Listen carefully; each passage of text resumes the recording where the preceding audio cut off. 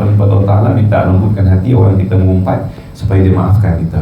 Banyak-banyak akan bagi pahala kat dia, tuan-tuan umpat hadiah surah Al-Fatihah kau, Qul kau, supaya nanti besok di akhirat dia pilih mana satu. Tujuan adalah ulama ajarkan di akhirat besok antara pahala dengan dosa mana dia nak ambil. Antara pahala kita kirimkan dengan nak buat pengiraan, perhitungan, mudah-mudahan dia ambil pahala lah kita sampaikan. Memang kita bagi pahala dekat dia pun, benda kita mengumpat orang, sebenarnya kita sedang memberi pahala dekat dia. Satu.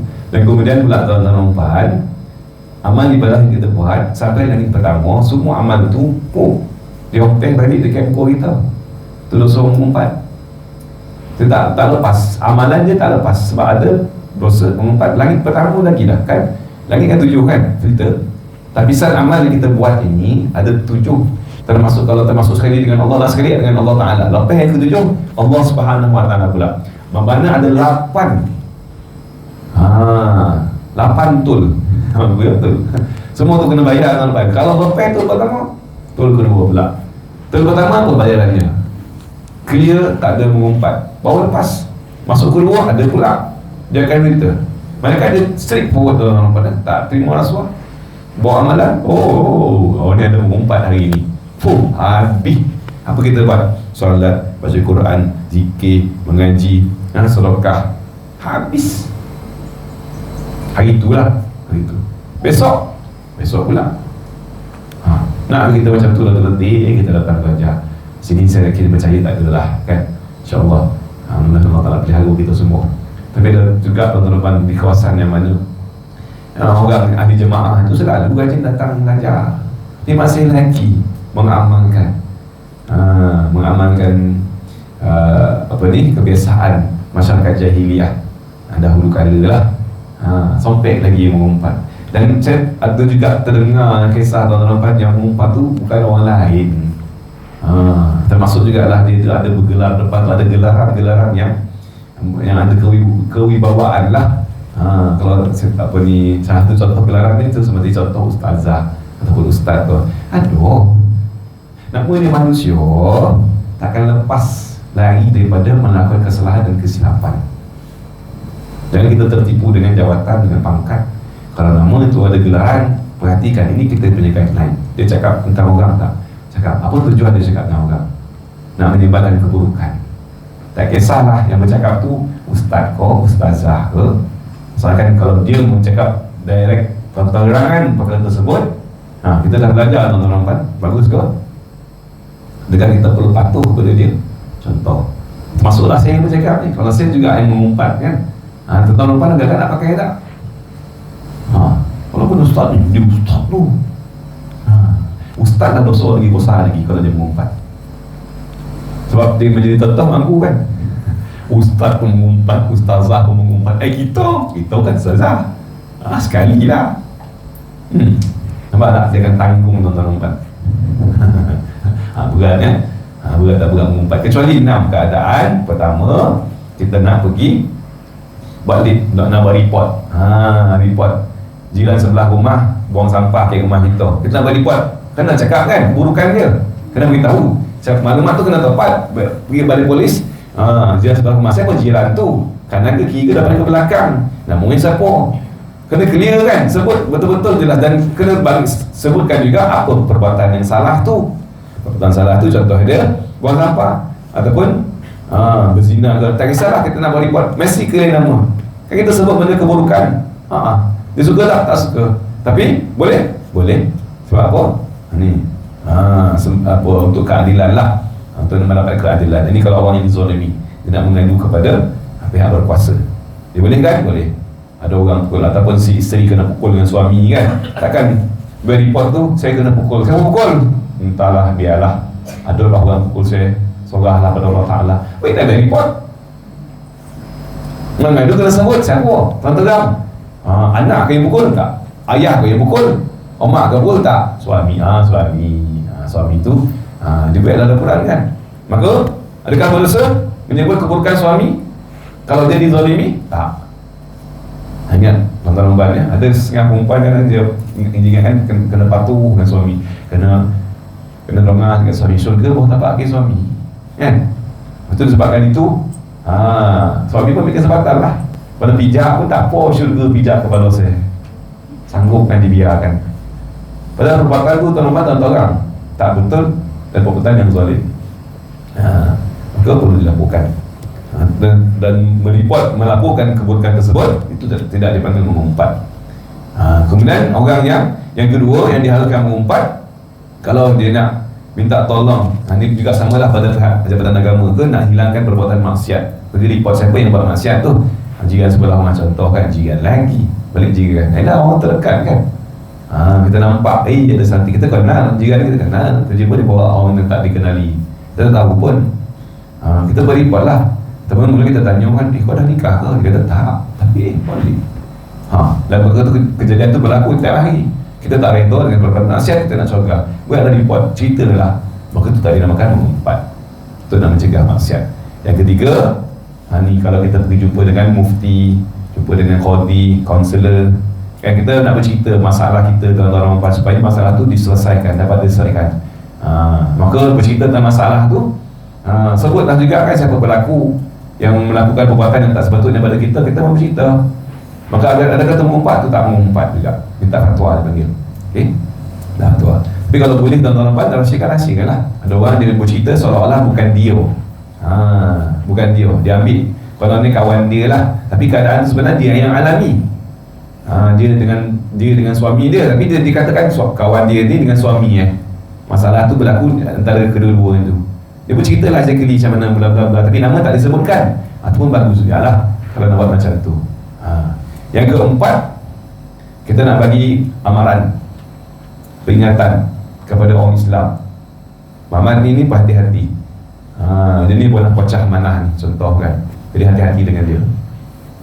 Dia ada record dengan balai, contoh kan. Kita bagi tahu. Untuk nak bagi peringatan lah, bagi peringatan kepada orang Islam, supaya orang Islam terpelihara daripada kejahatan dia. Itu yang keempat. Yang kelima, memang dah tu lah. Contoh nama dia tu memang Ali Bohor. Ali Bohor kan. Ataupun Ali Kontot. Memang tu gelaran dia dah, panggilan tu. Kalau dia dengar pun Ali Kontot, memang tu dia lah. Kita sebut, dan kita pun bercakap lah tentang Ali Kontot. Ali Kontot ataupun Ali Bohor, contoh kan. Ali Bohor, sebab dia boleh Bohor. Suman Bohor, contoh kan. Jadi ada kata mengumpat tak? Tapi kalau bercakap buruk, yang menambah lagi, Suman Bohor tu dah Bohor. Buruk pula tu. Itu pula taruh pondok tadi buat, tu mengumpat. Yang dimasukkan mengumpat ni kita sebut nama itu. Nama tu tak mengumpat lah. Dan kemudian seseorang yang menzahirkan kejahatan. Kalau dia baik contoh orang, dia baik contoh orang kan, seolah-olah memang dia nak suruh dia sini yang buka aib dia. Kita ni tuan-tuan rumpan, Allah Subhanahu Wa Taala tutup aib kita. Itu dalam hadis kursi. Memang setiap malam kalau kita buat apa saja kesalahan lah, ada tak orang tahu apa kita buat dalam rumah kita, dalam bilik kita, kalau benda tu salah, orang tak tahu. Itu petanda Allah tutup. Tiba-tiba pagi-pagi dalam hadis kursi itu dia buka, pagi-pagi Nabi katakan, dia pergi buka dia punya aib dia, bercerita malam tadi aku buat sekian-sekian, bla bla bla bla. Dia sendiri yang membuka aib dia. Orang yang membuka aib kita tuan-tuan, menzahirkan kejahatan. Yang dizahirkan tu juga ini atas apalah, atas pengajaran boleh untuk kita ambil iktibar kan, dizahirkan. Tapi yang saya katakan tidak, kalau boleh jangan disebutkan nama, yang jaga supaya tidak menjadi kebiasaan kita bercakap buruk tentang orang. Itu perbuatan bara api yang kedua, iaitu mengumpat, atau lebih masuk dah ni kan. Ini panjang pembahasan dan tanggapannya. Ini bara api yang kedua, mengumpat. Macam mana cakap mengumpat? Macam mana nak elakkan? Kalau berdusta tadi dah ada saranan dia. Nak mengumpat ni macam mana kita nak elakkan tuan-tuan dan puan sekalian? Simple. Short and simple lah. Pertama, bayangkan setiap kali kita nak mengumpat hal orang, kita bagi pahala. Kita pandai-pandai buat pahala. Pandai-pandai baca Quran, pandai-pandai datang solat, pandai-pandai belajar, pandai-pandai terus sekali jadi mampu bagi dia. Bukan kita cari, kita bekerja sehari, sebulan tuan-tuan umpan, kasih sikit kita dapat. Ada kalau orang menego sampai 10,000, betul-betul. Nak bagi free-free dekat dia, sanggup ke? Nak bagi tu pula kira orang kita tak suka. Kalau bagi anak sendiri, kan bini juga tak apa orang aku kan. Dia bagi orang yang kita tak suka, kita bercakap buruk sebab kita tak suka kan. Dah tak suka, kita bagi pahala pula dekat dia. Sanggup ke? Yang Nabi Guru bayangkan yang mau kita umpat tu adalah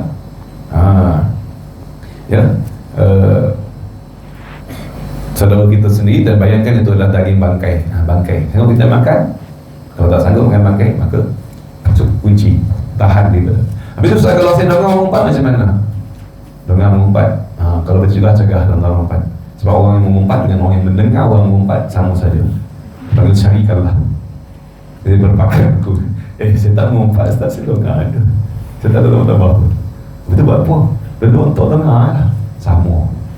Dan nak pula you. Oh macam tu. Saya tak ada cakap pun, Ustaz, saya macam tu je. 2 kali more tu nak mengiyakan. Kalau boleh ubah, ahli cerita. Dia cerita A, kita cerita B, contoh kan. Dia cerita balik ke A, kita ambil pula C. Kalau buat macam tu, orang perasan lah. Kita nak cakap cerita orang, jangan kau mumpet ni, jangan. Tu kan tak terasa pula kan. Atau kalau tuan-tuan orang boleh buat pokak lah. Dia buat cari buat benda lain, macam tak fokus pada cerita dia. Itu pun juga kaedah dia lah. Itu nak mengelakkan. Jadi kalau orang lain mengumpat kita kan, dan saranan dalam kitab ni, tengok, perhatikan. Sama juga macam tadi saya katakan, perhatikan, kita nak bagi amalan tu, amalan kita tak banyak. Kalau banyak sekali pun sanggup kita nak bagi, tak sanggup nak bagi. Dan kadang-kadang kita bercakap buruk tentang orang ni, apa yang buat kita bercakap kita rasa kita ni tak ada salah ke? Adakah kita fikirkan bahawa kita ni tak ada kekurangan? Dan ingat tuan-tuan banyak, ini berdasarkan pengalaman lah, saya tak pastilah tuan-tuan mengalami atau tidak kan. Biasanya kalau orang dia boleh bercakap tentang orang lain di hadapan kita, orang tu agak-agak dia boleh tak bercakap tentang kita di hadapan orang lain. Simple. Kalau dia boleh cakap buruk tentang seseorang di hadapan kita, dengan kita ni tak ada buruk kau, kita ni tak ada cacat cela kau. Kalau kita ada, kita tak ada, anak-anak kita tak ada, kau cacat cela, tak ada kekurangan kau. Bini kita, laki kita, bini lah kan. Tak ada. Kita pun ada kekurangan. Dan tu, kalau dia boleh bercakap buruk tentang orang lain di hadapan kita, bermakna dia juga boleh cakap buruk tentang kita di hadapan orang lain. Saya pernah pernah berjumpa dalam pengalaman kan. Boleh tak boleh? Ya, kita tidak sempurna. Jadi macam mana tuan-tuan tanamkan azam kita untuk nak perubahan. Berdoa kepada Allah Subhanahu Wa Taala, semoga diberi kekuatan untuk kita elakkan daripada bercakap tentang orang yang menyebabkan nanti orang tu tak suka dan dia jadi rasa mengumpat. Apa itu Ustaz, kalau saya diumpat macam mana? Ada juga kita diumpat, kita tak suka. Kita suka tak kalau kita diumpat, tuan-tuan? Ada tak orang sini yang suka diri dia diumpat? Macam mana kita nak buat kalau sekiranya kita tahu kita ni diumpat? Biasanya bila orang bercakap di hadapan kita, di belakang kita, orang yang biasanya kalau dia bercakap di belakang kita, saya ulang sekali lagi, kalau orang cakap tentang kita di belakang kita, tu apa makna ni tuan-tuan? Kita ke mana? Saya ulang sekali lagi soalan. Kalau orang bercakap tentang kita di belakang kita, itu bermakna kita di mana? Kita di mana kedudukan kita dengan orang tu? Kita di depan dia. Kita di depan dia. Kita dah lebih. Kita mana kata? Yang betul kita dah lebih. Sebab tu dia bercakap buruk. Bercakap di belakang kita. Kalau kita sama-sama dia cakap orang depan tu kita kan? Ya. Jadi bila dia bercakap di belakang kita, bermakna kita dah lebih pada dia. Adakah kita terasa atau tahu kan? Nak rasa apa? Pulanglah, ada juga yang terasa kan? Dan yang kedua, ni kalau kita nak handle, biasanya kalau orang umpat kita kan, yang kedua, bila orang bercakap buruk tentang kita, tentang umpat tu, bermakna dia nak bagi pahala. Orang bagi duit kita, tak suka orang. Itu macam mana Ustaz? Suruh orang mengumpat. Lagi banyak orang mengumpat kita, lagi banyak syukur kita, puji Allah, Alhamdulillah. Jangan kita pergi balas. Ada orang dia balas. Bila dia diumpat, dia cakap dengan dia tak tengok diri sendiri ke apa? Sebutkan pula keburukan dia. Tu sama-sama bagi pahala kan. Dia bagi pahala kita, kita ambil pahala tu, pahala kita sekali pun bagi balik kat dia. Seperti lah tu. Ya, ditanyakan pada diri kita tuan-tuan. Kalau sekiranya terdapatlah ini perkara ni dalam diri kita, apakah kita nak biarkan? Itu bara api. Ingat bara api ni yang menghalang kita sebenarnya. Seandainya kita biarkan berada dalam diri kita, dia menghalang. Sifat madhumah, keburukan, macam dikatakan kan, dia menghalang ke syurga kan, corong tadi kan. Dia akan mendorong ke arah keburukan mendorong ke arah neraka. Itulah halangan keluar, pindah kepada corong yang sebetulnya. Okay. Baik, itulah dia bara api yang kedua yang sempat kita bincangkan malam ni. Yang ketiga, yang keempat dan yang kelima, insyaAllah kita sambung pada bulan hadapan. Wallahu a'lam. Bissawab. Ilahil barri wal ma'af. Ada soalan ke? Ya Ustaz, satu Ustaz. Silakan. Berbalik kita tentang kita dosa kita mengumpat ni lah kan. Kalau kita mengaji huruf pahala. Kalau kita mengumpat sekali, dosanya macam mana buat banyak pula Ustaz? Kalau kita mengaji satu huruf 10 pahala. Kalau kita mengumpat, dosa banyak mana pula? Dosa itu kalau dalam Al-Quran, itulah dia punya perumpamaan makan bangkai satu kesalahan tak? Kalau nak kira buat kiraan tu, saya tak pastilah berapa banyak kiraan tu. Kalau secara angka kan, dia tak senaraikanlah angka macam mana, berapa banyak angka dosa kesalahan dibuat tu. Cumanya kalau kira, pertama mengumpat, lepas tu dia dah mengumpat pula, apa yang diumpatkan tadi tu orang lain sebarkan. Dah double, sebarkan pula. Dia macam MLM kan, satu pecah dua menengah ni, sebarkan lagi ke tiga orang pula, beranak, makin beranak sampai ke sudah ke bawah. Kita yang mulakan mengumpat cerita tersebut, kemudian orang lain sebarkan. Jadi mana satu yang dapat saham yang paling banyak? Itu kiraan Kalau nak kira saham dosa mengumpat lah, mengumpat. Adapun kalau mengumpat tu sendiri seumpama makan bangkai, itu yang digambarkan dalam Al-Quran Al-Karim, makan daging saudara. Berdosa besar tak? Dosa besar. Kita nak makan, kita kena bunuh dulu kan. Kita nak ambil makan mentah macam tu, dia tahu. Kita masuk include lah. Ya. Kiraan ni. Andai kata Ustaz, kalau macam yelah, kalau nak di Allah Ta'ala, kalau kita umpah orang di akhirat sana nanti dia kita tak mampu nak tak mampu nak dalamkan dunia. Kita di akhirat sana nanti dia ambil pahala kita, kita bagi ke dia, dia sampai setakat macam mana dia? Salam bagus Jadi tak sempat nak minta maaf dunia, akhirat besok, lepas tu dia pun dah tak ada. Katakanlah tak ada kan, akhirat besok macam mana dia buat tuntutan tu, setakat mana buat tuntutan tu. Itu Allah Alam. Sebanyak mana kita umpat dia, sebanyak mana kita mengumpat dia, sebanyak itulah tuntutan yang akan dibuat. Banyak mana amalan, contoh tadi saya katakan amalan, kalau berdasarkan kepada amalan yang kita buat sehari ini berapa banyak, maka dicampakkan balik, tak diterima. Itu kalau disebab tak diterima, ataupun dia convert pahala daripada amalan yang kita buat kepada dia. Di dunia ni lagi dah convert dah.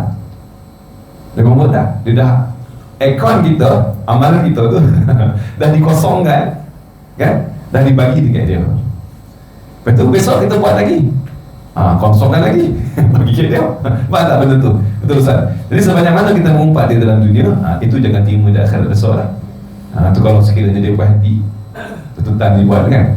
Jadi macam mana kita nak, katakanlah kita dah terumpat dia kan, contohnya kata kita macam mana?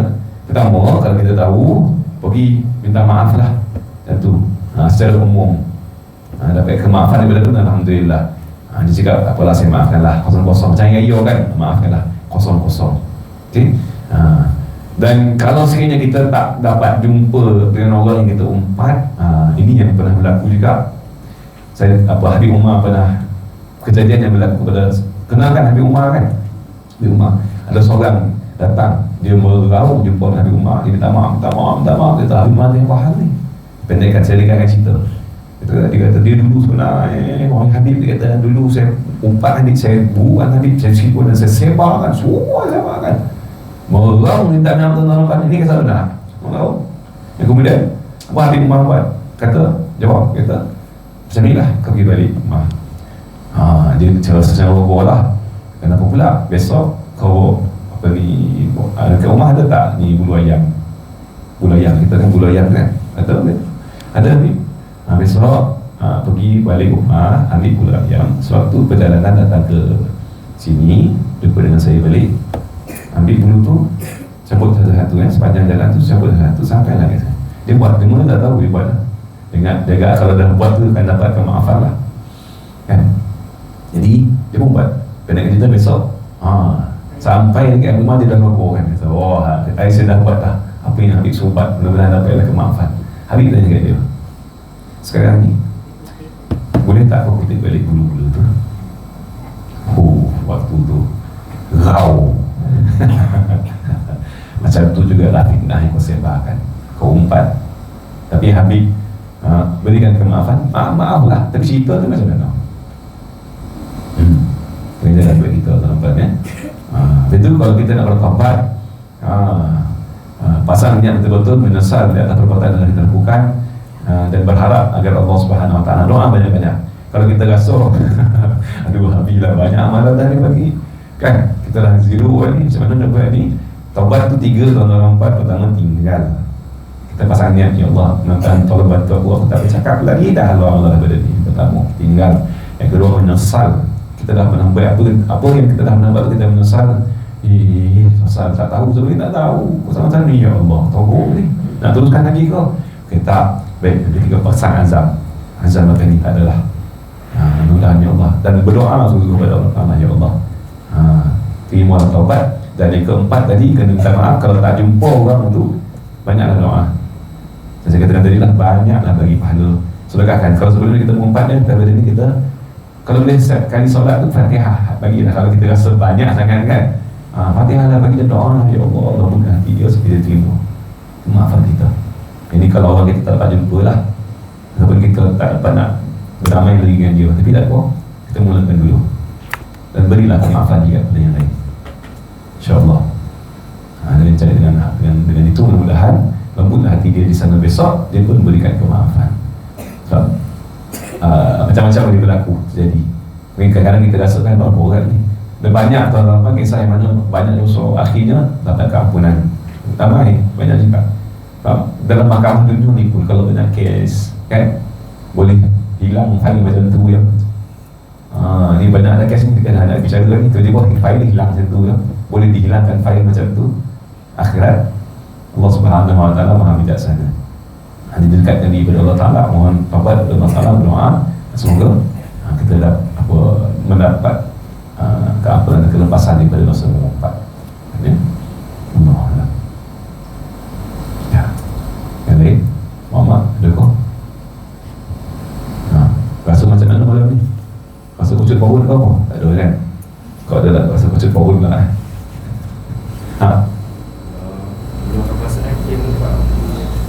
meluahkan perasaan kepada siapa perasaan itu diluahkan? Untuk apa perasaan itu diluahkan?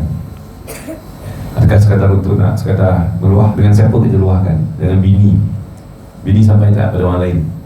Contoh kalau bini nak luahkan, contoh nak meluahkan perasaan dan dekat siapa orang kita tak puas hati tu, kita hanya cakap saja, kita tak puas hati dan kau ni bla-bla, dia buat macam ni, siapa nama dia? Biarlah tak tahu. Cuma kena beritahu tak puas hati, luahkan perasaan. Jadi tak boleh. Tapi kalau orang perasaan, aku tak puas hati dengan kawan tu, dia buat macam ni. Kalau kawan tu dengar, apa? Adakah dia suka? Dia tak suka, tak betul. Maka tu mengumpat.